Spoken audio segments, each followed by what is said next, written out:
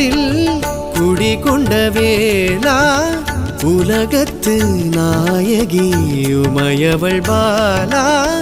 அசுரனை கொன்ற மலர் வண்ண தோளா சமத்துவ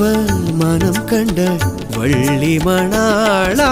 நீ வாழும் மலையினில் மயில் நடமிடும் தேனாக திருப்புகழ் ஒலிக்க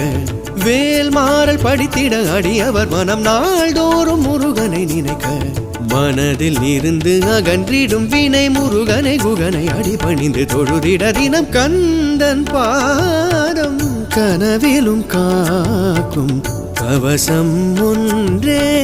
பயமதை போக்கும் துஷ்ட வினை என்றும் வேலை தீர்க்கும் முருகன் நாமம் நாமை